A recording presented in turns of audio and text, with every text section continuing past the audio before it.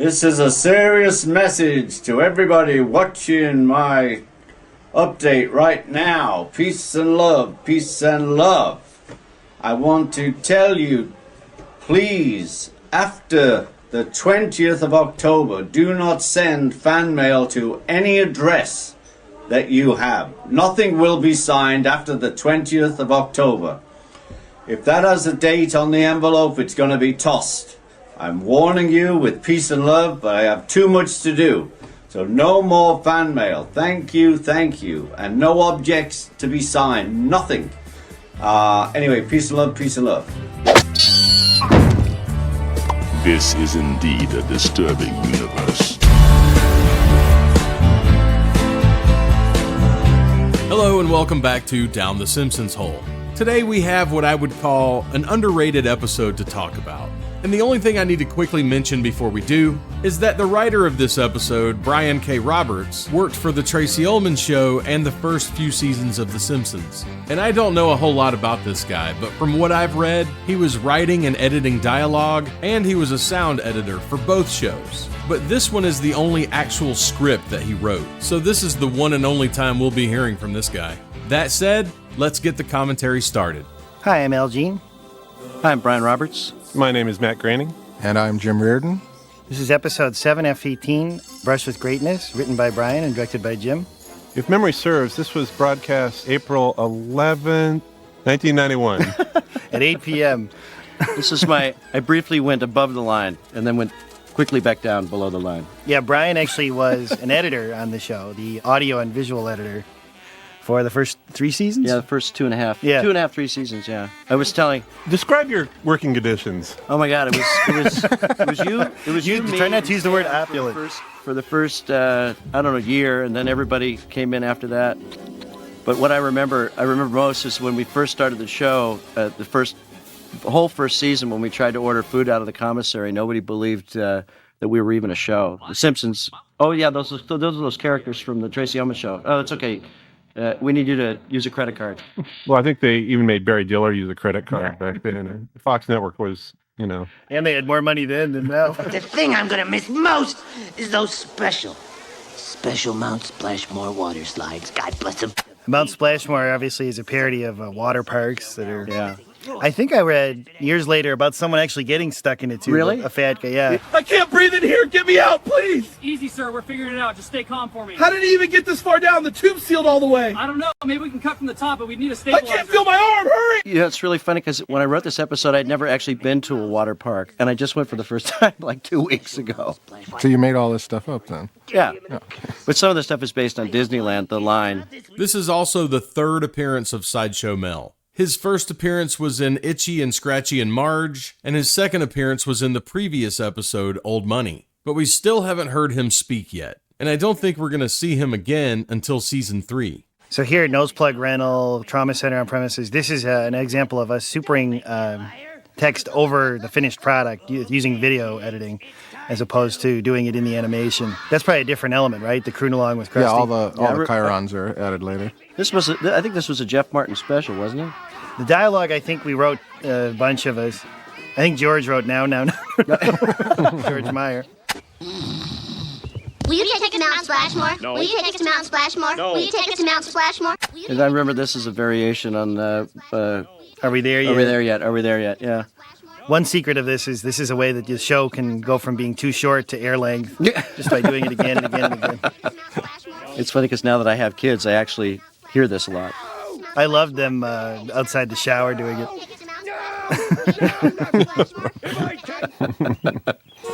that's probably the worst lesson we've taught American children. Is this you can annoy your parents enough and they'll do it. Heads up, kids. I'm moving the seat back. It is back. There was a scene deleted from the script of the Simpsons standing in a long line for admission into the park. When they finally make their way to the end of the line, the guy at the window hands them a waiver to sign. A waiver that excludes Mount Splashmore of any liability for theft, injury, or death. Then, after signing, they have to stand in another line for the on-site notary public, which according to the script was a pirate who asked Homer for his driver's license and major credit card. Could this have been the first possible appearance of Captain McAllister, but the scene was just deleted? The script just referred to him as Notary. It could have been anyone. Now, there's an illustrative lesson we learned about the animation, which is we had wanted Homer to have sort of a trucker stand or a T-shirt line in the scene at Mount Splashmore, but we didn't realize he'd be naked for so much of the show. And we thought, we really wish we hadn't made it so extreme, but it would have cost way too much to change. Well, some people, I think, thought it was just a T-shirt that he was wearing. So. I forgot that that's what we were trying to do. I grew up right next to Disneyland, and this was taken directly from the way that they designed the lines at Disneyland, where you don't see anybody at the beginning of the line, and then it reveals the hundreds of thousands of people. I think the design's based on an M.C. Escher painting, too. Yep. Mm-hmm. Yeah, the infinite and the stuff we used staircase. to do to cut through line. I'll tell you, when you go to Disneyland and you go into and pay for parking, and you ask the guy, is it kind of crowded? And the guy says, yeah, it's a little crowded. You better believe him. Yeah. You know? if the goofy lot is filled. I love that sound effect. Roger. So this is the first appearance of Dan Castellaneta's puberty-ridden teen voice. But this character isn't the official squeaky-voiced teen that we all know and love. At this point in the series, that character just didn't exist yet. But it might as well be him anyway. This is pretty horrific. Oh, Scott Christian. Yeah. That's the newsman played by Dan Castellaneta. Am I just a little bit overweight? So we have the exact same pupil thing going on in this scene, as we saw in the video I made for Bart's Dog Gets an F, which was also directed by Jim Reardon. Remember, there used to be a big music cue in there at one point. They took it out.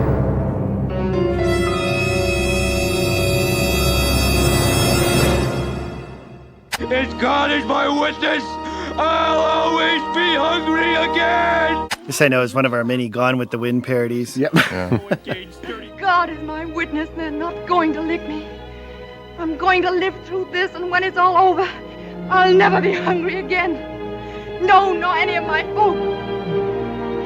If I have to lie, steal, cheat, or kill, as God is my witness, I'll never be hungry again. It was also one of those ones where the real story doesn't start until after the act break. Well, we always do that. Yeah. We've run out of real stories that can actually occupy 3 acts worth of script. Yes, this is a parody of Scarlett O'Hara saying, I will never be hungry again. I realized one day that I had done a show about Homer being too fat, Homer drinking too much, Homer not going to church. It's like all the stuff that I do in real life. And of course, the episodes are fairly randomly. It's not, they Well, that's what you told me for years. Yeah, and I believe you. It's true. No, we just put the scripts out. We often, if an experienced director can do a complicated Halloween show, we do that. But pretty much they're random. Don't shut up! And that's the end of Act 1. And if you enjoy overanalyzing moldy old Simpson DVD commentary, well then you should just do all the dumb YouTube stuff. Don't! Bart! Ah! Get away from that thing and help me find my athletic equipment! Since we're only in Season 2, there just aren't a whole lot of previous episodes to make references to and then place in the background in areas like The Simpsons' attic and or basement. But they did find a way to make a reference to one previous episode in the form of this bumper sticker. Mr. Burns ran for governor in the episode 2 Cars in Every Garage and 3 Eyes on Every Fish. And if you were to compare Act 3 from both of these episodes, you might just come to the conclusion that they're very similar. So similar, in fact, they could just as easily be called Marge vs. Mr. Burns Parts 1 and 2. Your mother must have painted this. I guess she thought he was kind of cute. What? Hey! What the? Marge! Subsequent episodes have used some of these paintings to reference this episode. I got a job on The Simpsons, and I was there day one, and experienced that whole thing. And that's a whole other thing. But Sam Simon came to me. I was the editor, and he said, "Brian, what do you want to do with your life?" I said, "I really want to direct." And he goes, "Well, you can't really direct on The Simpsons cartoon." He goes, "How'd you like to write?" I'm in the writer's room. The story gets kind of beat out that that Marge had a crush on Ringo. Yeah. And so being a drummer, I always wanted to meet a Beatle. So I took the script home and I wrote it, and then I wrote a dream sequence with Ringo and Homer fighting over Marge. And of course they got it, and then they sent it off to Ringo, and Ringo says, oh yeah, I'm going to be there in October. I'd love to do it. So he shows up. I go to the recording session early. I blew up my poster, and it's just me. He shows up early, and it's just me and Ringo for like 20 minutes hanging out and talking stuff. And I'm like in hog heaven. He signs my poster like "Love Ringo," and then we do the session, and of course, it had been really rewritten after Ringo agreed to do the show. It started out as like 4 sentences, and he even said something. He goes, "Oh, it started out as 4 sentences, and now it's the whole thing." Anyway, at the very end of the session, I turned to Sam and I go, "Hey, listen, let's get a couple of wild lines." And for people who don't know what wild lines are, that's just like say anything, like say, "Hello, how's it going, George? How you doing, Paul?"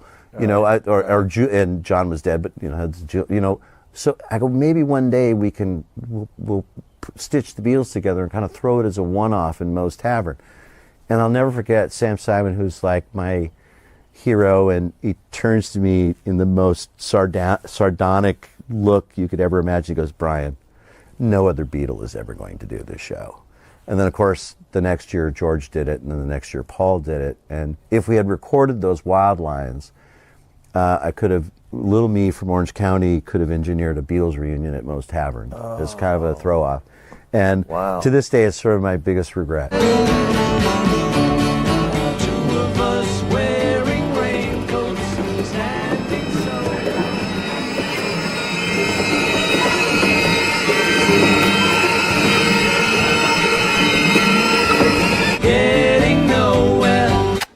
Homer, don't be jealous. I was a schoolgirl. The Beatles were very popular, and I had a crush on them. Likely story.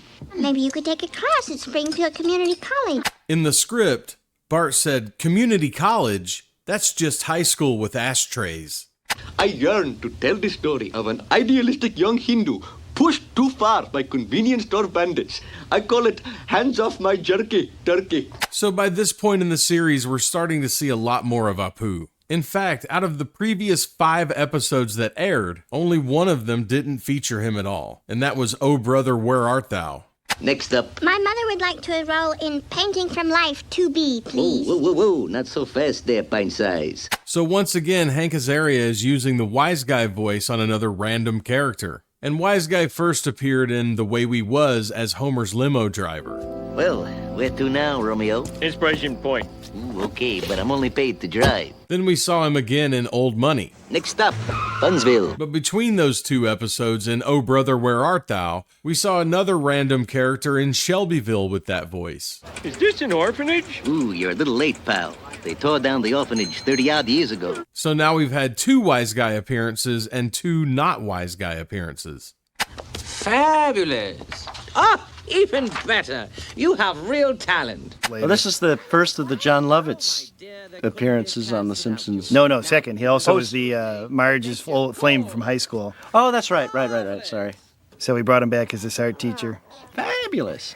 But people often ask me, they say, why do your characters all sound the same? Well, they don't. For instance, Artie Ziff sounds like this. Hello, I'm Artie Ziff. Whereas theater director Llewellyn Sinclair sounds like this. Hello, I'm Llewellyn Sinclair. And of course, the very distinctive voice of Jay Sherman sounds like this. Hello, I'm Jay Sherman. Well, you people are classy. You get the nuances. Marvelous. What I love about this joke is the fact that no one in the episode even acknowledges the fact that Professor Lombardo is impressed by anything he sees that has paint on it. At least until the end of the episode anyway. The heavy hands don't work unless you move, Homer. I can't move, boy. Oh, really? It's times like this you can kind of understand why Homer strangles Bart. Oh, I remember the art thing I took from an art book that taught you how to draw by making little circles and squares and putting them all together. And I thought, how ridiculous is that? Hey. Yeah. Forgot about that. You forgot about that. Lincoln, I've been thinking, what the hell have you been drinking? Is it water? Is it what? Oh my gosh, it's service time! Raise that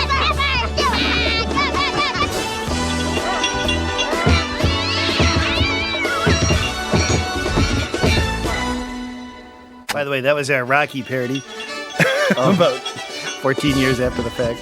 So I took a bunch of shots from the training montages from the Rocky films, and I timed them all out to an 8-bit version of Gonna Fly Now. And even the 8-bit version got copyright claimed. So you'll just have to imagine that's what you're hearing. Or you can just go to Rumble and watch the full hour-long version of this video.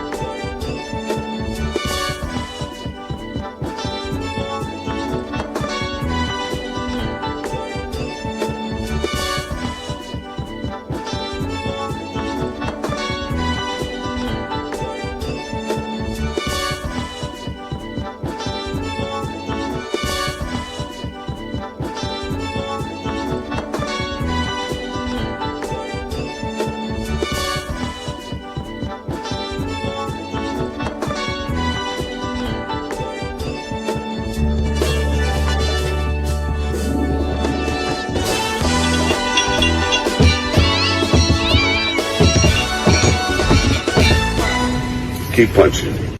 Marge, you find the inner beauty of your subject and bring it out for all to see. Well, thank you, Professor Lombardo. Well, you're welcome, my dear. Well, I can admit now that the design of this Professor Lombardo was based on a design teacher I had in art school, named Bob Winquist. Did he have blue hair and red glasses?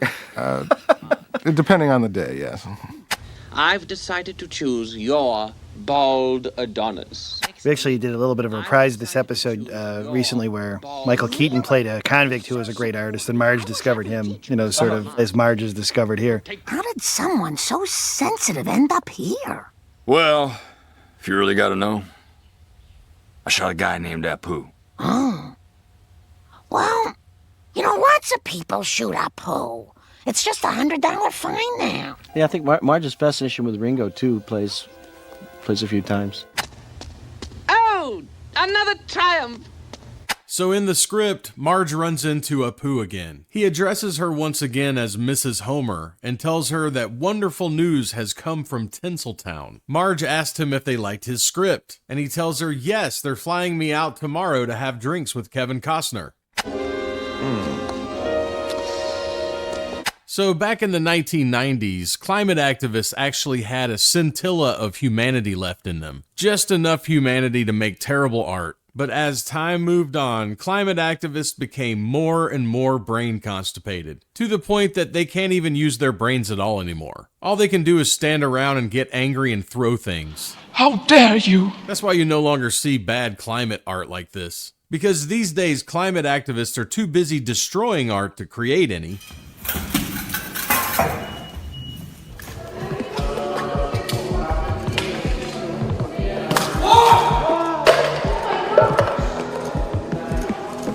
Security!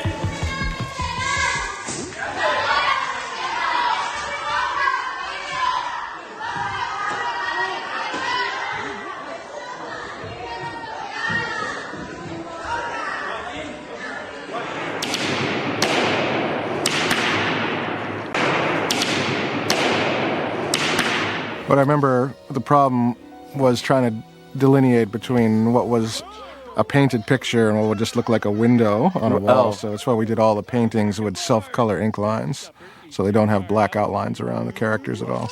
Smithers, throw this on the dung heap. I'm sorry, this isn't working out. I quit. One of the artists in here, I remember Jim did on the original storyboards with the ham-fisted, with all the artists doing the Burns sculptures. You turned one in with Matt as one of the artists. Yeah, that's right. It was Remember that? No. Yeah, I think, and at that time you said, "Oh no, I don't want anybody to do that." I remember seeing it in a later episode somewhere. Well, I just didn't want to get into a thing where we started animating all our pals. Right, I remember that. I think that was supposed to be you, Matt. I'm sorry, this isn't working out. I quit. Yeah, that's good change. Yeah. Whoa! No!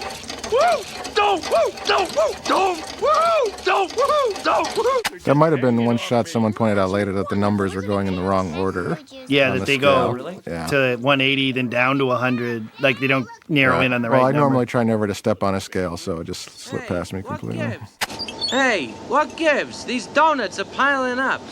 Yeah, Homer Simpson went on a diet. Oh my God. And I just bought a boat. That's John Lovitz too. We used to have guest stars Hey, do that several was parts. Lenny's voice coming out of Carl. Yes, that's right. So let's just take a moment to quickly go over all the Carl appearances. His first appearance was all the way back in season 1 in Homer's Night Out. In that episode, he was voiced by Harry Shearer, and he sounded a lot more like Lenny. Hey, don't worry. Things are gonna pick up once the entertainment gets here. Ooh, entertainment. Yes, sir. Just like he does here in Brush with Greatness. But then in his second appearance, which is in the season 2 episode Simpson and Delilah, he basically sounds exactly like he's supposed to. Try fish sticks. This sucks. Quit complaining, Crumb Dum. If I had hair, you wouldn't be calling me that. Then we see him again in Bart Gets Hit by a Car, but he doesn't speak in that one. The next time we saw him was in Homer vs. Lisa and the Eighth Commandment, and his voice doesn't exactly sound perfect, but it's pretty close. Hey, big fight coming up. Yeah, you want to come over to my house and listen to round-by-round updates on the radio? Oh, yeah. Not to mention that in this script he was called Smitty instead of Carl. 11 o'clock news. Not too shabby. What do you say, Homer? Then of course we saw him again in Principal Charming, but once again he didn't speak. So this episode is actually the 4th time Carl has spoken. And I'd say they've gotten it correct twice, and they've gotten it incorrect twice. And I'm not exactly sure which episode it is that Carl's voice is completely nailed down.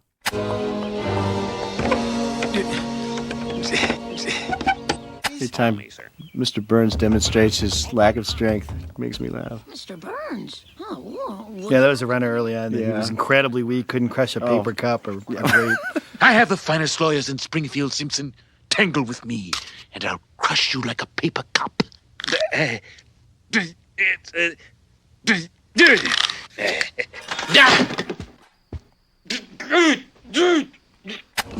Mr. Burns. In the script, when Marge opened the door and saw Mr. Burns and Smithers standing there, she immediately feared the worst and asked if there had been an accident down at the plant. And Mr. Burns says, well, there have been a few, but no charges have ever stuck.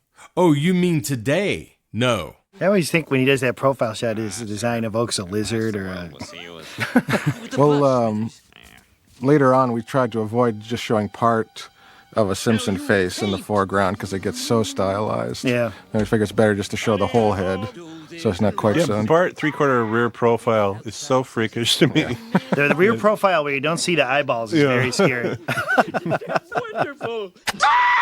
In the script, Homer says, I don't know why you're here or what exactly you think I did, but I swear it was like that when I got there. Please, please, please, please, please, please, please, please. We saw another scene very similar to this one in the episode 2 Cars in Every Garage and 3 Eyes on Every Fish. Kids, please leave the room. I don't want you to see this. Uh-oh. Please, please, please, please, please, please, please, please, please, please. Please, please, please, please, please, please, please, please, please, please. No, Homer, don't worry. All I need to do is find Mr. Burns' inner beauty. There was a line in there that says you couldn't find Mr. Burns' inner beauty with a Mr. Burns inner beauty finding machine. Yeah, we throw out a lot. I know. It's funny when I look at these episodes, I remember all the stuff that got cut out. Well, that's the thing that was an amazing learning experience on this show is that we lived with these lines over and over and over again, and unlike a live action show, even once they were performed, we could still change them. Yeah. And so a line we really had to like a line for it to stay in the show. And sometimes there were lines that got cut that I said, well, it was funny the first 30 times. Yeah. You know, come on, let's leave it in. Yeah, and one thing that our show has that live action shows don't is we see things 3 months after they air and we still can change them with a totally fresh take on it. I remember when you guys used to rewrite the shows, and I used to have to dub in the dialogue with all the different character voices until we dub it back in. I think it was very frustrating for the animators. Yeah. What say you, Jim? Well, do you remember the one complaints. that we got completely rewritten was the head of Jebediah Springfield. They completely took the first act and put it in the third act. Yep. A real cute bed. And that at that time we didn't have a lot of money for retakes. No, so we had to all rock the and original roll animation. we had to rock and roll the mouths and run shots backwards. And The episode they're talking about is The Telltale Head from season 1, and they mentioned all the changes they made in that commentary as well. But when he says they had to rock and roll some of the shots, what he's saying is they were rocking and rolling the video backwards and forwards, which is what I do in these videos instead of using still frames. Well, now we have a whole department that just does nothing but handle new scenes and retakes. Really? Yep. Oh, man. In the beginning, nobody done it. I mean, nobody had done it for like a billion years, so it was all like figuring it out, like piece by piece. So at some point during the first day of painting, in the script, Homer asked Mr. Burns if he could watch TV. And then Mr. Burns says, "Oh, TV. The opiate of the unenlightened boob." And Homer says, "The what of the boob?" Then Mr. Burns tells him to go to his room, and Homer complies. So when people sat down on April 11th of 1991 to watch The Simpsons, the last thing they expected to see was a nude Mr. Burns. And you must admit, for an episode about Marge painting, the story sure does take a lot of wild turns. I mean, when this whole thing starts up, it's a simple story about Bart and Lisa annoying the crap out of Homer until he takes them to Mount Splashmore. Will you take us to Mount Splashmore? No. Will you take us to Mount Splashmore? No. And the expectation of a 1991 audience would be for Bart and Lisa to learn a lesson about bugging their parents. Seriously, it would have been that simple, especially for a cartoon, even one that airs during prime time. But instead, it suddenly turns into a story about Homer being overweight. And then that story trades itself in as a B story in favor of the Marge painting Ringo story, which turns into a Marge painting Mr. Burns story. And honestly, seeing Mr. Burns this way sort of resets everything. No one's thinking about Mount Splashmore at this point, right? Doesn't it bother you that he orders you around like that? Oh, actually, I value every second we're together. I think it's important for me to point out again that the relationship between Mr. Smithers and Mr. Burns was meant as a way for the writers to make fun of the working relationship between Richard Sakai and James L. Brooks. Love, Ringo. P.S. Forgive the lateness of my reply. Of course, this is an episode where Ringo Starr is the guest star. I remember when the story was pitched out, I always wanted to meet a Beatle, and it was just pitched out that she had a crush on Ringo. So I went home and I wrote a little dream sequence so that I could meet Ringo Starr. And then we sent it to Ringo in the south of France, and he read like 2 lines. And I think we given him one line. Yeah, in it was that like early 1 or draft. 2 lines. Come with me, and I'll introduce you to Paul, or whatever it was. And then it was like buzz off. Was But- the other line. And then he said he'd love to do it. He was going to be in Los Angeles. So when he came, his part got expanded and rewritten. And I just remember at the time I was suggesting it's like that they maybe all the Beatles at one point would do the show, and maybe we should record a few wild lines with Ringo, and then eventually. We'd have a song that we could market. We'd have a Beatles reunion on The Simpsons. Well, I remember too when he showed up, we had rewritten the part. Once we knew he would do it, we fleshed it out. Yeah. And he saw how the new lines we had written. He goes, "It's a bloody no." He was very upset. Well, I have a bone to pick because if you recall, I mean, we were so excited that we got Ringo Starr coming to do the show, and we recorded him over at the complex in West LA, and we were given a list of rules. Oh, that's right. About Ringo, about don't touch him, don't lick him, don't just you can't approach him, all this kind of stuff. And he shows up in a big limo, and very much the star. And we were told actually not to ask for his autograph. Brian, you remember this story? You brought out a poster at the end. We're all I didn't like, get the memo. I showed up with a script cover, and I got him to sign it, and it says "Love Ringo." And Jim drew the Ringo thing, and I didn't get the memo. I didn't know until afterwards. Fantastic. But I got to meet Ringo, and then I got chewed out by Matt for getting a Ringo's autograph, because apparently, he doesn't sign autographs anymore, and they sent out 20,000 memos across the whole Fox lot. Okay. And I get a call from Matt, and he's like, what do you mean? How'd you get Ringo's autograph? I go, did you get the memo? I go, no, the recording session was over here in West LA.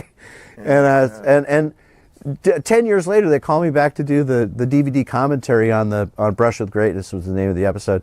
And I'm talking about, because there was stuff based on my childhood growing up near Disneyland and all that kind of stuff. And then we get to Ringo, and he goes, you got Ringo's autograph. I go, the guy's a billionaire. He's like chewing me out for Anyway.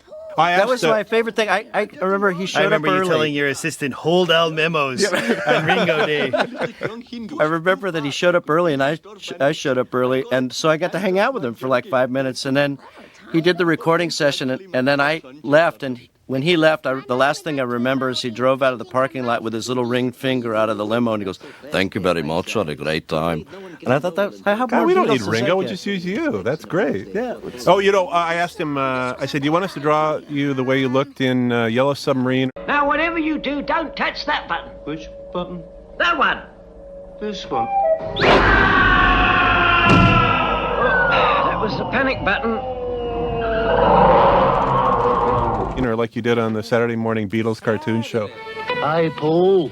Digs that wild pile of girders. Ringo, you clod. That's the Eiffel Tower. And he goes, oh, Yellow Submarine.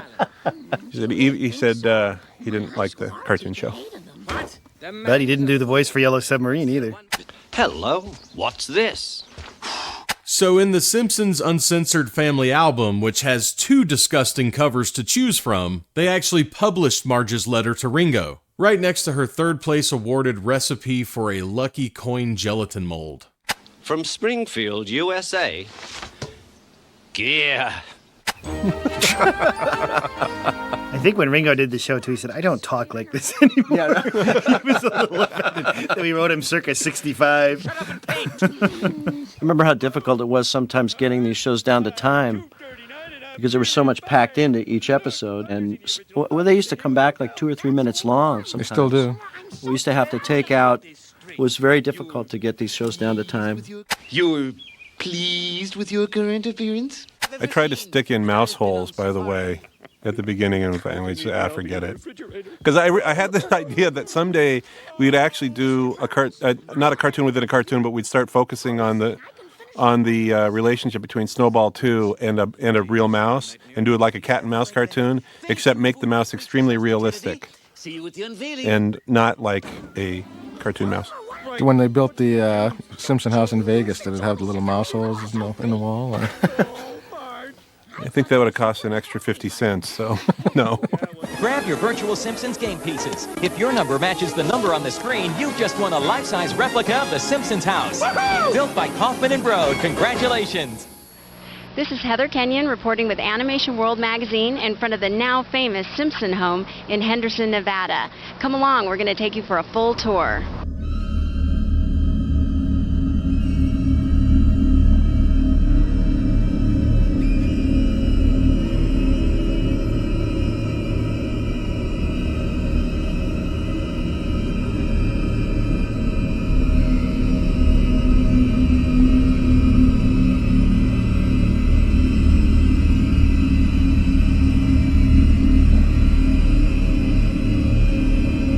I told them that Simpsons house, I said they should blow it up live on Fox.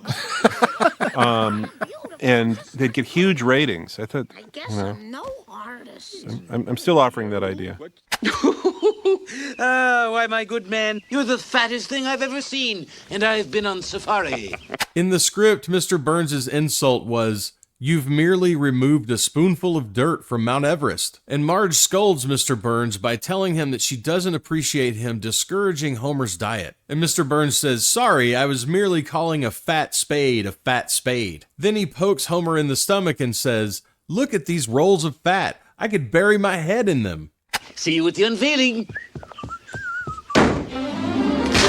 It's extremely rare to see Marge this pissed off. Shut up! Quit trying to push us around! Stop saying those horrible things and show some manners! Look at me. I've never been so angry. My hands are shaking. Yes, we do have hamburgers and fries in England, but we call French fries chips. Love, Ringo. He was certainly a good sport. He was a good sport. When he saw the amount of dialogue he had to read. Well, it's also just... Look at it. So silly. Okay, Homer. Well, the last script he read had 2 lines in it.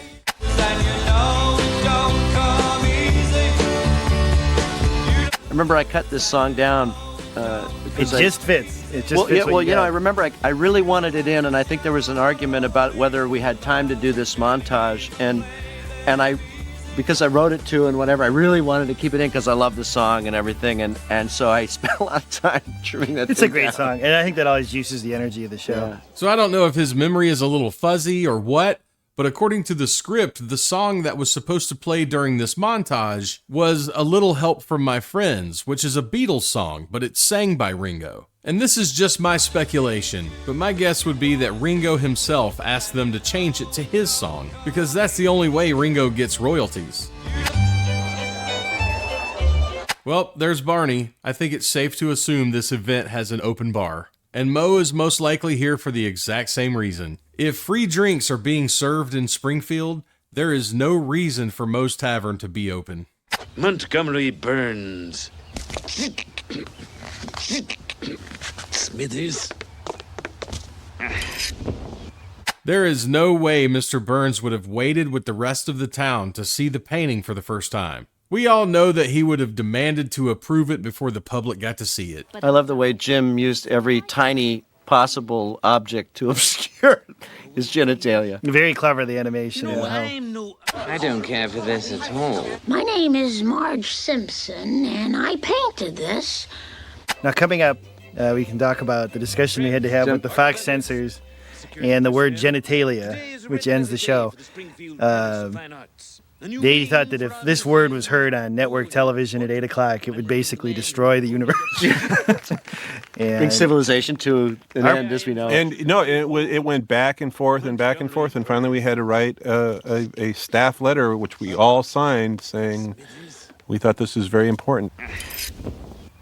I remember it was like the first episode I ever wrote, and I remember being so honored that like this, that you three, that you Sam and Jim signed this letter, well, like basically standing up for my First Amendment rights to say the word genitalia on network television, and then it escalated into quite a brouhaha at that time. Well, my point, or my view of it was always, kids really don't know what the word means. You know, it's like, and if a kid was going genitalia, you wouldn't really care that much. I mean, it's just much less. Well, I mean, now it's. Now it's Fox's slogan. Yeah. It's the Genitalia Network. More genitalia than the porno channel. Yeah, I actually have that letter framed. I don't know on my wall.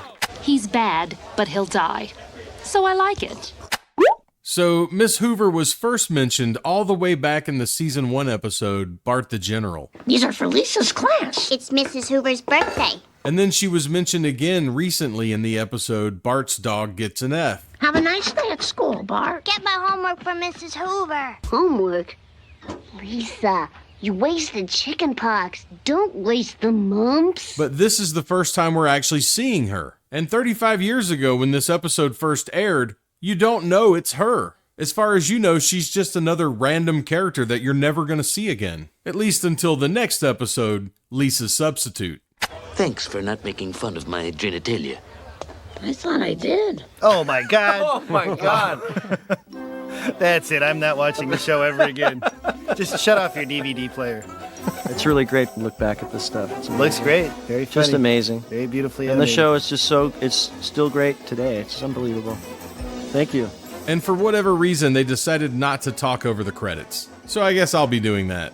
So Brush with Greatness was the 18th episode of Season 2 and the 31st episode of the series. And I think this one might just be a little underrated. In fact, I think it's the best one we've seen up to this point. And I believe I said the same thing about The Way We Was. But after careful consideration, I just think Brush with Greatness has too much going on to place it beneath that one. I mean, it even has a flashback. But we don't spend the entire episode there. Instead, we get a story that's all over the place, much like the episodes in Season 3 and beyond. It also has 2 guest stars, and one of them being the first appearance of a Beatle on the show. And it's always good to see John Lovitz, even if his donut delivery character was way more memorable than Professor Lombardo. The guy is always funny. And this idea that I brought up earlier in the video about how this episode starts at Mount Splashmore and ends at an art gallery with lots of insane changes in between. This is a technique this show perfected later on. It became their winning script structure for the entirety of the Golden Age. And Brush with Greatness isn't even the first time they did it. It was even brought up in the commentary in the previous video I made for Old Money. But I just think it's a lot more noticeable to the viewer in Brush with Greatness. Not to mention that I just just think it's a much better episode. And the only other things I have to say about Brush with Greatness that I didn't say during the episode is that Otto was standing in line for the H2O, and for whatever reason, when I watch this episode now, this mermaid reminds me of Lauren Boebert, and I think that's about it. So we only have 4 episodes left, and some of them are even better than this one. But unfortunately, the next one is Lisa's Substitute. So I'll see you when that one's done. Thanks for watching. Will you take us out, Splashmore?